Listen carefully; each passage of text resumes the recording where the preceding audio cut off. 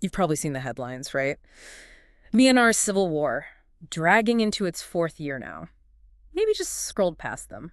But what if this conflict, seemingly far away, is actually a really crucial piece in a much bigger global puzzle? One that seriously impacts regional power dynamics and maybe even India's own strategic plans. For anyone tracking international relations, especially, say, UPSC aspirants, this is definitely something to get your head around.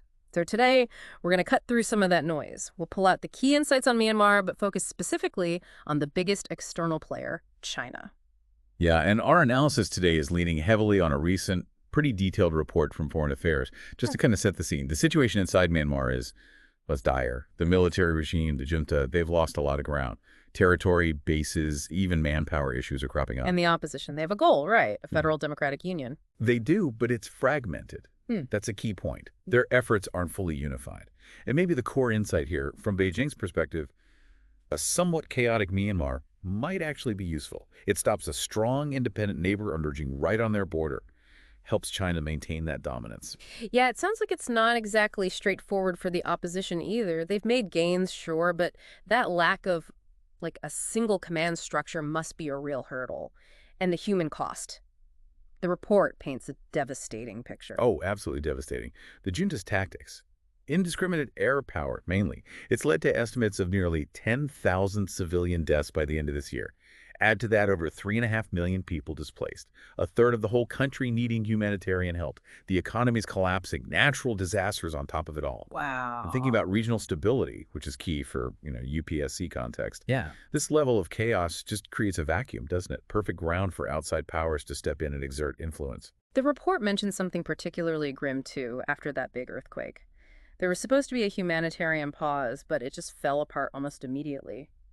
The regime launched dozens of air and artillery attacks right after, killed scores of civilians. Yeah, between late March and early April, I think the report said 108 attacks, with 46 after the supposed ceasefire started, around 70 civilians killed. Fierce ground fighting carrying on, too. It really tells you where the junta's priorities lie, doesn't it? So, amidst all this tragedy, the big question is, who actually benefits? And that foreign affairs analysis points pretty squarely at China. Let's dig into why. Okay, yeah. And this is where the strategic thinking becomes really important to unpack, especially for understanding international relations. The report calls Myanmar a key battleground for China. It connects directly to Beijing's wider ambitions, their economic needs, their security worries. Ambitions like regional hegemony. Exactly. Yeah. Establishing uncontested regional power. And a weakened, divided Myanmar kind of serves that goal, strangely enough. It acts as a barrier against India's Act East policy. So, for anyone looking at India's strategic interests, China is actively working to block India building stronger ties in Southeast Asia, limiting India's reach. Plus, Myanmar gives China that vital foothold into mainland Southeast Asia and crucial access towards the Indian Ocean. So China says one thing publicly, restoring stability, fraternal relations, but their actions suggest something else. Maintaining a level of controlled instability, perhaps? That seems to be the analysis, yes. They prop up the junta, keeps them afloat, but at the same time, they're deeply engaged with many of the ethnic armed organizations, the EAOs. But not the pro-democracy forces. Generally, no. They seem to view groups like the National Unity Government, the NEA, with suspicion, perceiving them as too aligned with the West, even though Western support has been pretty limited in reality. And the report mentioned the earthquake response as an example of China stepping in. Right. The sort of perceived lack of genuine Western interest, or maybe just capacity, created a vacuum. China launched this high-profile charm offensive with aid, while Western support was much smaller scale. It fits the pattern. China finds opportunity in the chaos.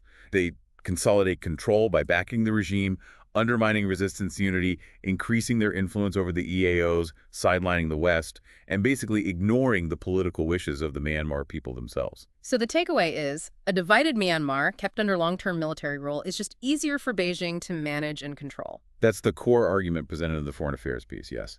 Easier to control. Okay, let's shift gears slightly. Beyond the big strategic picture, the report talks about specific economic and security stakes for China. It's not just abstract power games. Not at all. That overland gateway to the Indian Ocean is huge for China, an alternative route bypassing the Malacca Strait. That's the Belt and Road Initiative link, right? The Yeah. CMAs? Exactly, the China-Myanmar Economic Corridor. Yeah. Think of it like China's direct pipeline to the Indian Ocean. So the instability in Myanmar, it's a direct threat to the security and the viability of that massive economic project. Beijing has to be involved. And resources, too. Big time. Critical minerals are key.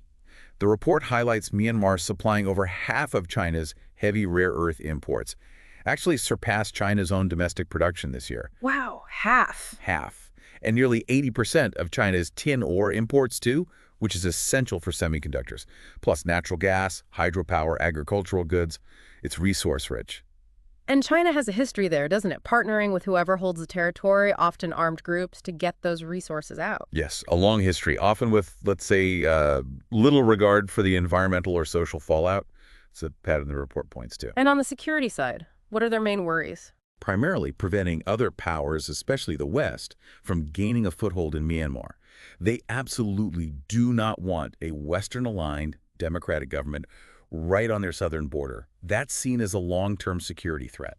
You can see why Foreign Minister Wang Yi keeps insisting on blocking outside meddling. Precisely. And there was that interesting quote mentioned from the People's Daily, comparing the strategic value of Kyaukphyu deep-sea port in Myanmar to, like, disputed islands in the South China Sea. That really puts it in perspective, shows how vital they consider Myanmar. It does, which leads the report to that pretty blunt conclusion you mentioned earlier. That China has no genuine interest in peace or stability in Myanmar. Yeah, a strong statement, but the report backs it up by detailing what it calls China's double game. Right. So after the coup in 2021, they didn't strongly condemn it. They kept diplomatic channels open with the junta.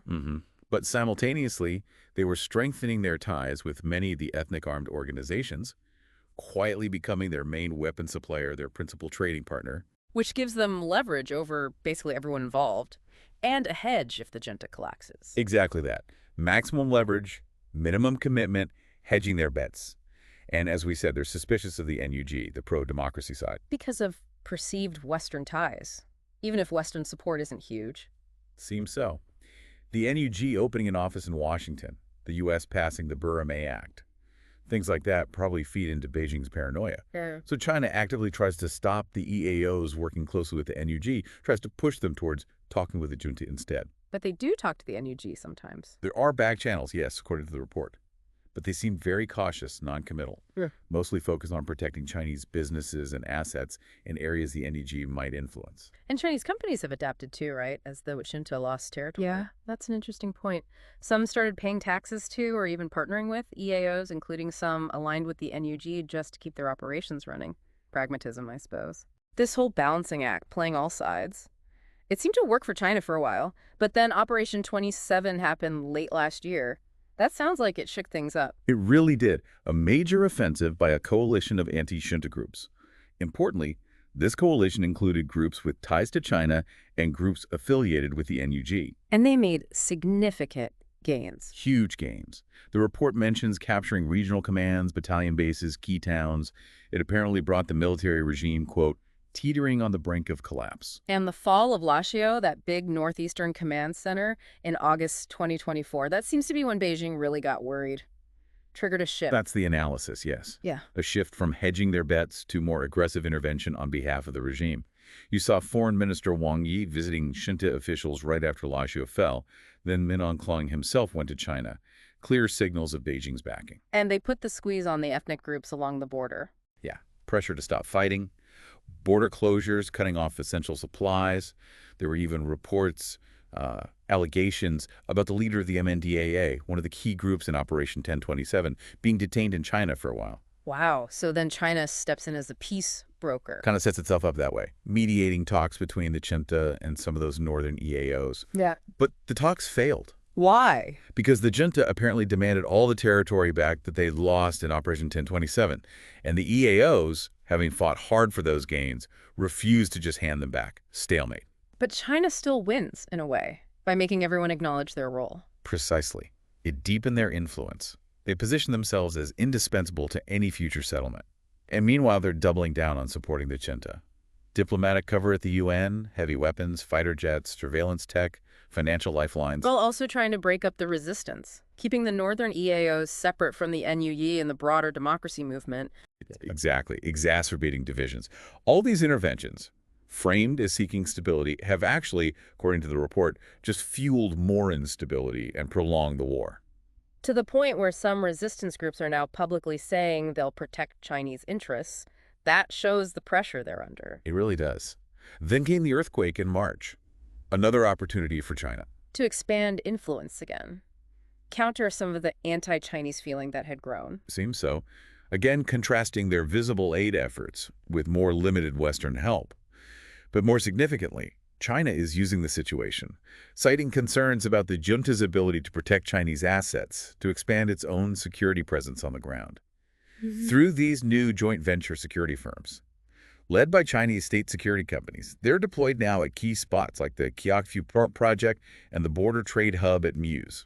So Chinese armed personnel officially on Myanmar soil for the first time. That's what the report states, the first official armed presence. What that means long-term for the conflict for regional security. Yeah. Unclear, but certainly significant. It all leads back to that conclusion.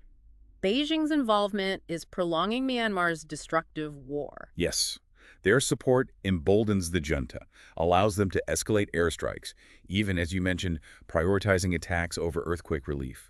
China keeps supplying the means, more warplanes, drones. Even as the opposition keeps advancing in some areas, planning bigger operations. The opposition is still fighting, yes, aiming for urban centers like Yangon, Naypyidaw. But the report's assessment is quite stark. Without a more united front, the junta will likely just, quote, continue to stagger on. And China, in the meantime, racks up the gains. Pretty much.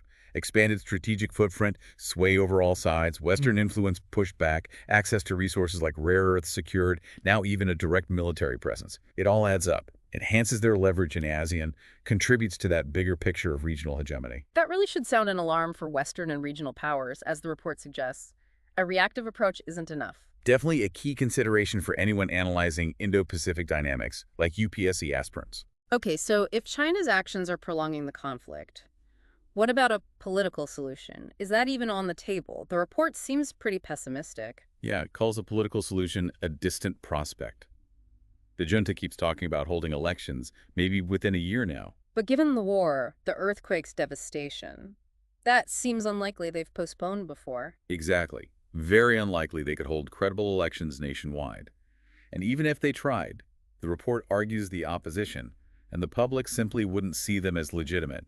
It would probably just make the conflict and the humanitarian crisis even worse. So calls for negotiation from ASEAN, China, India, they're happening, but without real substance. It seems that way. The report points to two big reasons why genuine negotiation is unrealistic right now.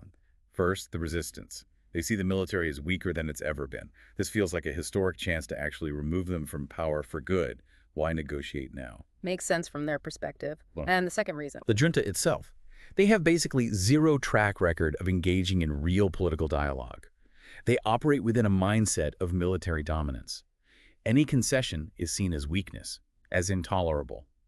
Prioritizing airstrikes over earthquake relief is pretty strong evidence of that mindset. Using aid to try and look legitimate. Right. And why would they negotiate seriously when they have powerful backers like China and Russia providing unwavering support? There's very little incentive for them to compromise. So the only way the junta might negotiate is if they were literally facing total collapse. That's the assessment. If they had absolutely no other choice, which would require much greater cooperation among the rebel groups and decisive battlefield wins that truly threaten the regime's core control. And circling back, Beijing does not want this to happen. Correct. China will likely keep working to prevent that kind of rebel unity. They prefer a weak, fragmented Myanmar that remains dependent on Beijing. It serves their strategic goals. Which brings us back to that stark final point from the foreign affairs analysis. China has no genuine interest in peace or stability in Myanmar. It wants strategic dominance. So, as you can clearly see, the situation in Myanmar, it's way more complex than just an internal fight. China's deep involvement, driven by its own strategic calculations, is absolutely central to understanding what's happening now and what might happen next for Myanmar and the whole region. We've touched on China's big goals there, the economic and security drivers, that double-game approach, their direct interventions, and ultimately their apparent disinterest in a real political solution that would lead to a unified, stable Myanmar. Understanding all this, how China operates in Myanmar gives you really crucial context for analyzing its wider ambitions, regionally and globally. Super important for your UPSC prep, understanding these power dynamics. Absolutely vital. So here's something to think about. Given China's growing influence and this preference it seems to have for a weak, divided Myanmar, what are the long-term consequences? For regional stability, for the hopes of the Myanmar people themselves? And maybe what can other countries actually do to influence where things go from here? This deep dive, based on that foreign affairs analysis, hopefully gives you some valuable insights, especially if you're preparing for UPSC or just want to understand these critical global events better. To keep exploring topics like this, please do like this, subscribe, and definitely leave your comments or any further questions below. We always want to know what areas you'd like us to tackle next. And just to reiterate, this discussion drew heavily from that recent report in Foreign Affairs.